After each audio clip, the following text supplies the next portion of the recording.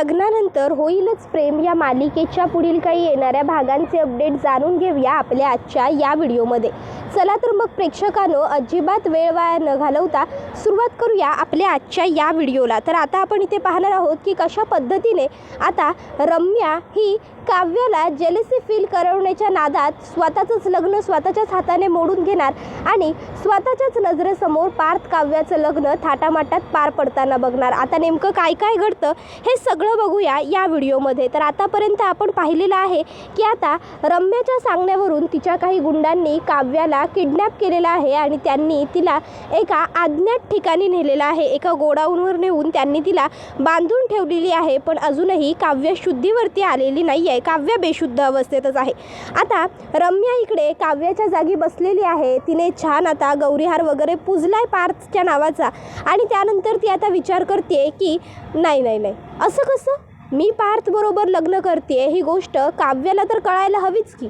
तसंही आता काव्याला मी जरी सगळं सांगितलं सत्य तरीसुद्धा काव्य थोडीच इथे येऊ शकणार आहे आणि जरी काव्य इथे आमचं लग्न झाल्यानंतर पोहोचली तरी फरक पडतो कुणाला, असा विचार करत मग रम्या ही आता व्हिडिओ कॉल करते तिच्या एका माणसाला आणि विचारते, काय रे ती मूर्ख मुलगी आली का शुद्धीवर? त्याबरोबर आता तो सांगतो नाही मॅडम। त्याबरोबर मग रम्या सांगते शुद्धीवर आणा तिला, उठवा। मग काव्याच्या तोंडावर पाणी वगैरे शिंपडून आता काव्याला शुद्धीवरती आणतात। काव्या म्हणते, कोण आहात तुम्ही, का आणलंय मला इथे, हे सगळं तुम्हाला कोणी करायला सांगितलंय? त्यावेळी रम्या म्हणते, मी सांगितलं होतं यांना हे सगळं करायला।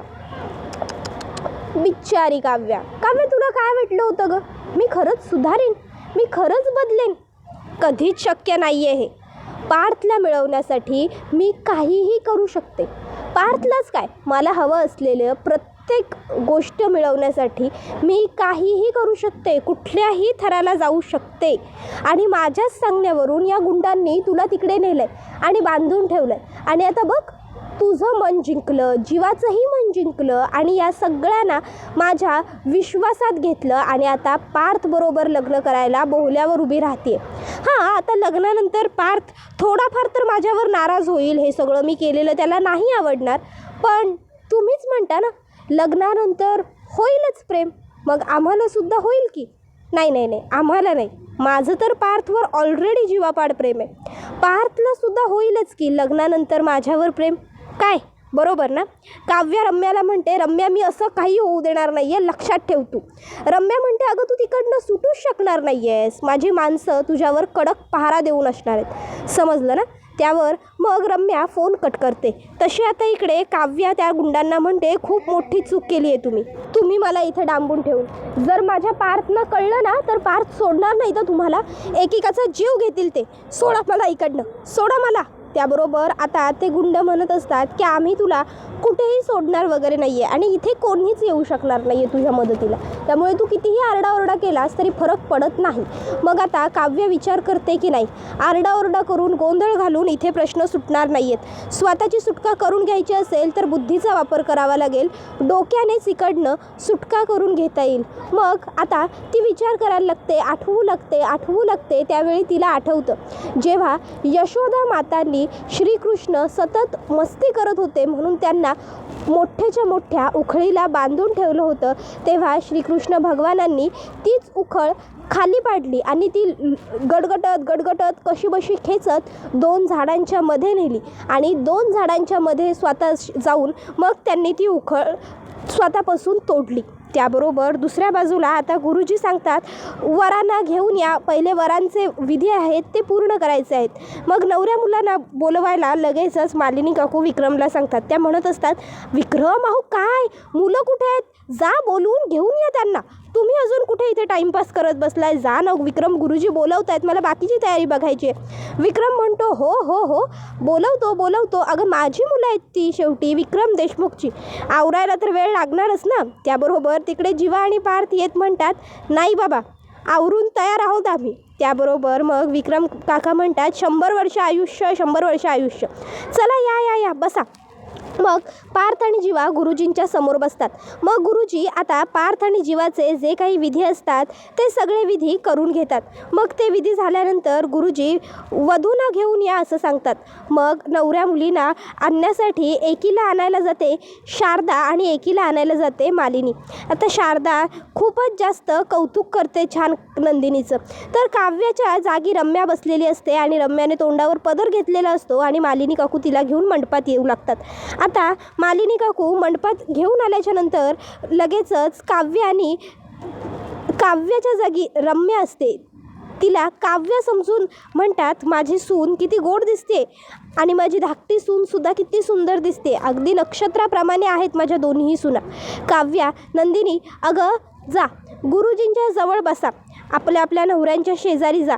आता सगळं छान होणार आहे. सगळं अगदी आपल्याला हवं तसं आपल्या मनाप्रमाणे घडणार आहे. त्यावर रम्या आता इकडे मनातल्या मनात म्हणत असते, बिचारी मामीला वाटतंय की तिच्या मुलाचं लग्न त्याच्या काव्याबरोबर होतं आहे. पण मामीला काय माहिती की पार्थचं लग्न काव्याबरोबर नाही तर रम्याबरोबर होतं आहे. आजपर्यंत मामीने कधीच मला तिच्या सुनेच्या नजरेने पाहिलं नाही.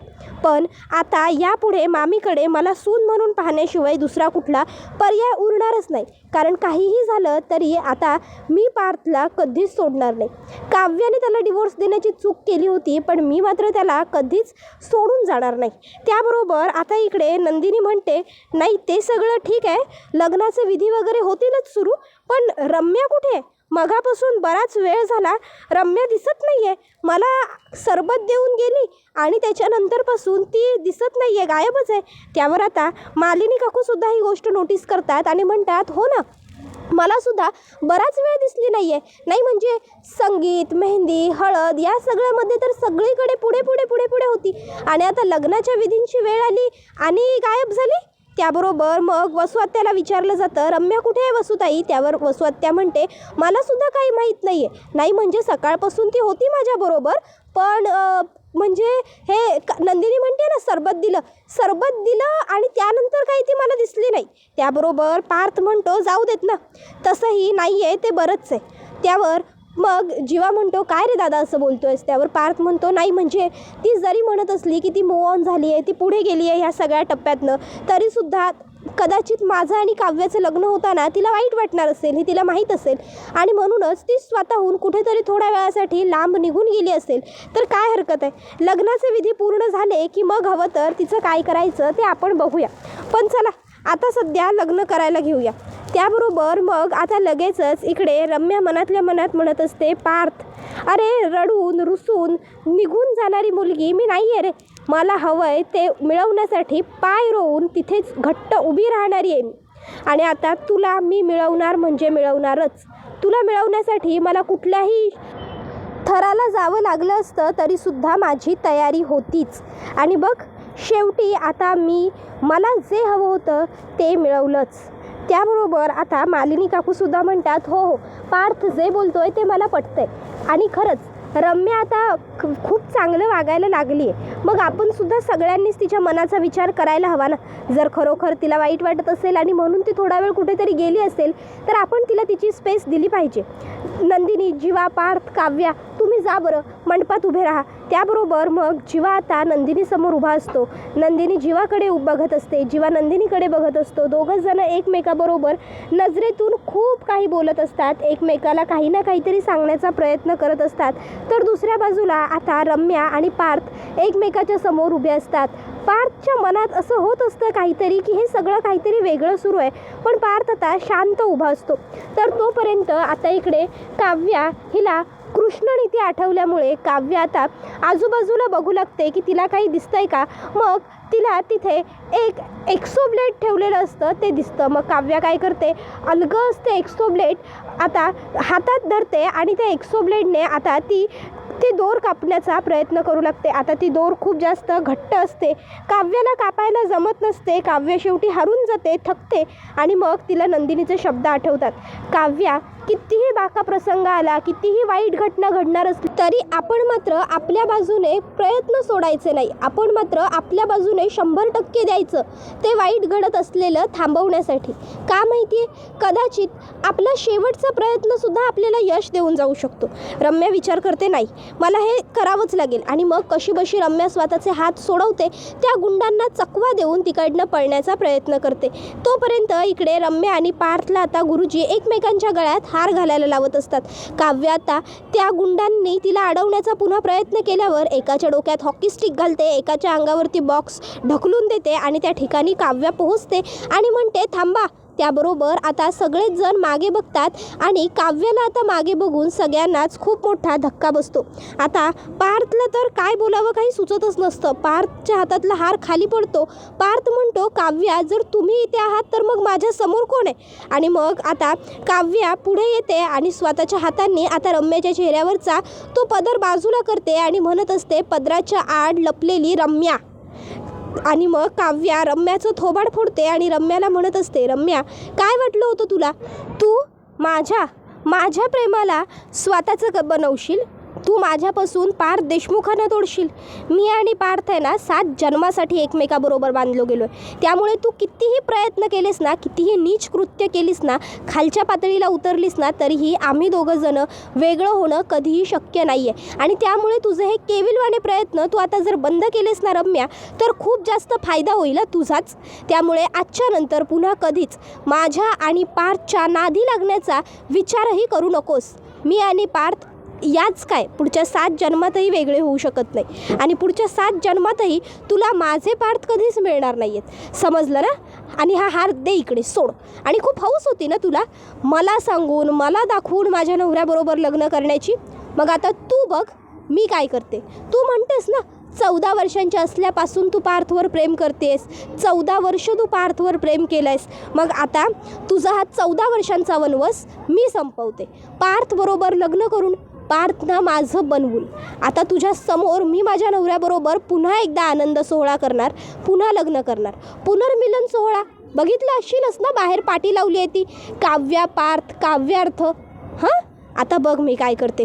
रम्या आता तिकडनं जाण्याचा प्रयत्न करते. काव्य तिच्या हाताला धरते आणि म्हणते, जास्त शहाणपणा करायचा नाही आहे. आणि मग ती आता लगेच युगला म्हणते, युग एक काम कर, जा आणि मोठी दोरी घेऊन ये. युग दोरी आणतो. काव्या म्हणते, बस रम्या त्या खुर्चीवर. रम्या म्हणते, काय चाललंय तुझं? काव्या म्हणते, बस शाणे. आणि मग काव्या तिला खुर्चीवरती ढकलते आणि खुर्चीवरती ढकलून आता काव्या ही आता म्हणत असते, आता बघ मी काय करते. आणि मग ती आशाला आणि नंदिनीला म्हणते, आशाताई, नंदिनीताई जरा मला मदत करता का? त्याबरोबर आशा आणि नंदिनी पुढे येतात. आणि मग आता काव्या रम्याला खुर्चीला बांधते. रम्या म्हणत असते, काव्या काय करतेस तू हे सगळं? काव्या सोड मला. काव्या सोड सोड सोड म्हणते ना मी काव्या. त्याबरोबर काव्या म्हणते, नाही सोडणार. आता बघ मी काय करते ते. आणि त्यानंतर मग काव्य म्हणत असते, काय आहे ना आता सध्या आमच्या लग्नाचा मुहूर्त पुढे चालला आहे आणि उगाचच्या उगाच तुझ्यासारख्या दलिंद्री मुळे आमच्या लग्नाचा मुहूर्त चुकवावा एवढी माझी अजिबातच इच्छा नाही आहे. त्यामुळे आता मी काही थांबणार नाही आहे. आता बघ मी काय करते ते. आणि त्यानंतर मग काव्य गुरुजींना सांगते, गुरुजी तुम्ही लग्नाचे विधी सुरू करा तुम्ही सुरू. कारण ही रम्या इतकीही महत्त्वाची नाही आहे आमच्यासाठी की आम्ही आमच्या लग्नाचे विधी हिच्यासाठी थांबवावे. आम्ही हिच्यासाठी आमचा महत्त्वाचा दिवस, महत्त्वाचा वेळ वाया घालवावा. एकदा का आमचं लग्न झालं की आमच्या वरातीबरोबरच हिचीसुद्धा ढिंड नाही काढते की नाही मी ते बघालच. त्याबरोबर आता सगळेच जण काव्याकडे बघतात. काव्या म्हणते, रम्या म्हणालीस ना माझ्यावरती विश्वास ठेवून खूप मोठी चूक केलीस.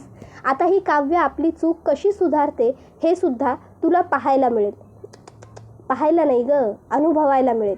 कारण नंदिनी फक्त बोलते आणि तेच करते, पण काव्या तेही करते जे ती बोलतही नाही आणि तिच्या मनातही नाही. अचानक भयानक दिसेल तुला मी काय करू शकते ते.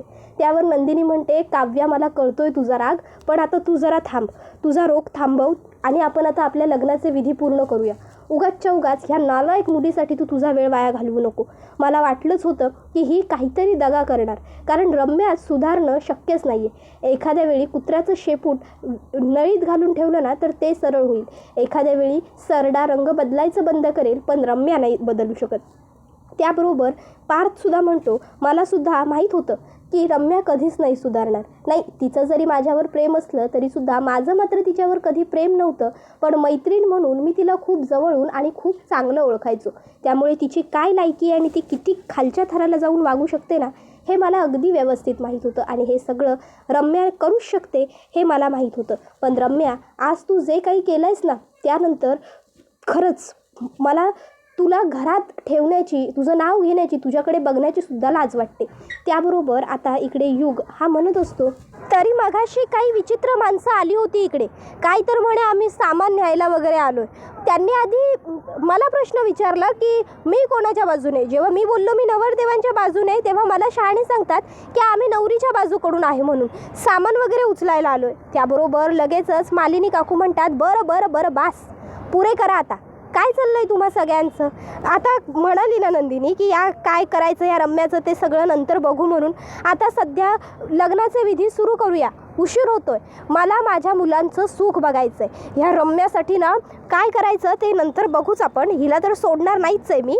एकदा नंदिनीने हिच्यावरती दया दाखवली होती, नंदिनीने पोलीस तक्रार करू नका असं सांगितलं म्हणून ही वाचली. पण आता नाही, आता बास, आता हिला हिच्या प्रत्येक कर्माचं, प्रत्येक पापाचं, प्रत्येक गोष्टीचं फळ मी मिळवून देणार. नाही जर हिला शिक्षा मिळवून दिली ना तर मी सुद्धा माझं नाव मालिनी नाही सांगणार. त्याबरोबर विक्रम म्हणतो की रम्या, आतापर्यंत तू देशमुखांचं जितकं चांगलं रूप पाहिलंयस ना, आता तू देशमुखानक आणि भयवाहक रूप पाहशील. आतापर्यंत तुला प्रत्येक वेळी आम्ही माफ करत गेलो, बिना बापाची पोर म्हणून समजून घेत गेलो, त्याचाच तू गैरफायदा घेतलायस ना. आता बघ आम्ही काय करतो ते. पण आता सध्या लग्नाचा मुहूर्त पुढे चाललाय, विधीसाठी नवरा नवरींनी तयार राहा असं गुरुजी सांगतात. मग काय, आता लगेचच पार्थ, काव्या, जीवा, नंदिनी चौघही जण एकमेकांच्या समोर येऊन उभे राहतात आणि आता लग्नाचे विधी सुरू होतात. पहिले गुरुजी त्यांचे सप्तपदी करून घेतात, त्यानंतर त्यांच्या गळ्यातले हार घालण्याचे विधी पूर्ण होतात, मग मंगळसूत्र, मग कुंकू आणि मग आता सान ओलांडण्याचा कार्यक्रम सुद्धा पार पडतो. हे सगळं काही रम्याच्या समोर घडत असतं आणि हे रम्या बघत असते. काव्या रम्याला समोरून खुन्नस देत असते. त्यानंतर कन्यादानाचा विधी पार पडतो आणि गुरुजी म्हणतात, आजपासून तुम्ही पती पत्नीच्या बंधनात बांधले गेलेला आहात. त्याबरोबर हे ऐकून मात्र आता रम्याचे डोळे लाल भडक झालेले असतात, तिच्या डोळ्यातनं घळाघळा अश्रू वाहत असतात. तर दुसऱ्या बाजूला वसुहत्याला सुद्धा रम्या हे सगळं काय करते यातलं काहीही माहीत नसतं. वसुहत्याला सुद्धा रम्याची ही सगळी विकृती बघून खूप मोठा धक्का बसलेला असतो. ती विचार करत असते की हे सगळं माझ्यामुळे घडलंय. मी जर वेळेवर रम्याला आवरलं असतं तर कदाचित आज रम्या एवढी क्रूर वागली नसती. पण मीच प्रत्येक वेळी रम्याला चुकीच्या गोष्टीत साथ प्रोत्साहन दिलं आणि त्यामुळेच आज मला हे सगळं भोगायला आलंय. माझं चुकलं. आज माझी मुलगी जे काही वाईट मार्गाला गेली आहे त्या सगळ्यात माझा दोष आहे, माझी चूक आहे असं सगळं आता वसुहत्या मनातल्या मनात म्हणत असते आणि ती स्वतःला दोष देत असते. रम्याकडे बघून तिला आजही खूप वाईट वाटत असतं, कारण आपल्या मुलीला असं बांधून ठेवलं आहे हे बघून तिला त्रास होत असतो. त्याबरोबर हा व्हिडिओ इथेच संपतो. व्हिडिओ आवडला असेल तर व्हिडिओला लाईक करा, चॅनलवर नवीन असाल तर चॅनलला सबस्क्राईब करा आणि बेल आयकॉन आठवणीने प्रेस करा, जेणेकरून तुम्हाला पुढच्या प्रत्येक व्हिडिओचं नोटिफिकेशन मिळत जाईल आणि सर्व व्हिडिओंचा आनंद हा अगदी उत्तम पद्धतीने घेता येईल. चला तर मग प्रेक्षकांनो, आजच्या पुरतं इथेच थांबूया. पुढचा व्हिडिओ येईपर्यंत या व्हिडिओचा छान पद्धतीने आनंद घेत राहा. टाटा, बाय बाय, धन्यवाद, take care all of you. लग्नानंतर होईलच प्रेम ही मालिका तुम्हाला कशी वाटते हे आम्हाला कमेंटमध्ये सांगायला विसरू नका. धन्यवाद.